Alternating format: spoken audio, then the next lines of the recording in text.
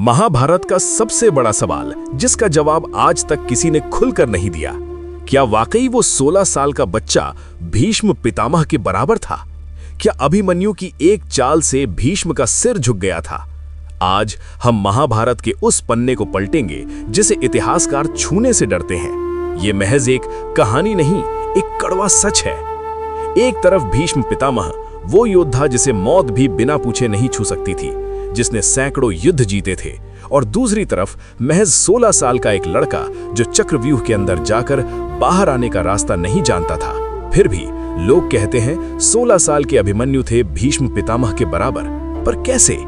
क्या ये सिर्फ एक इमोशनल लाइन है या इसके पीछे कोई गहरा रहस्य है?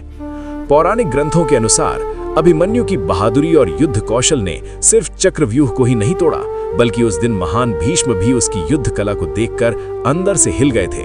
ये बराबरी शारीरिक ताकत की नहीं, बल्कि उस दृढ़ता की थी जो 16 साल की उम्र में किसी और योद्धा में नहीं दिखी।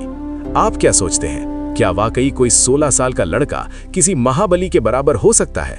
हमें कमेंट में बताएं, क्योंकि इस बहस का अंत अभी नहीं हुआ है।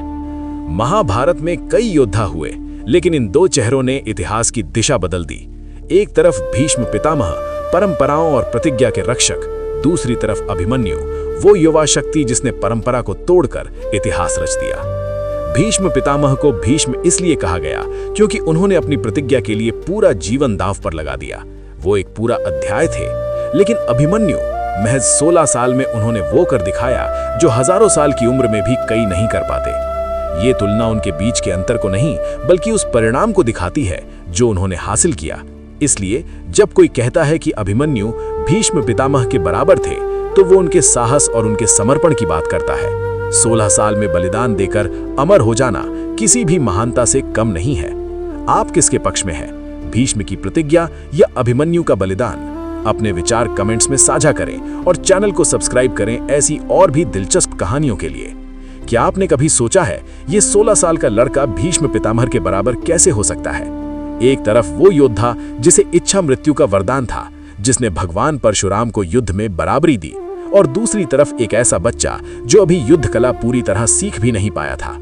ये बराबरी ताकत की नहीं, ये बराबरी कुरुक्षेत्र के युद्ध को एक नई दिशा देने की थी। ये बराबरी एक अमर विरासत की थी। कमेंट में बताओ, कौन था महान?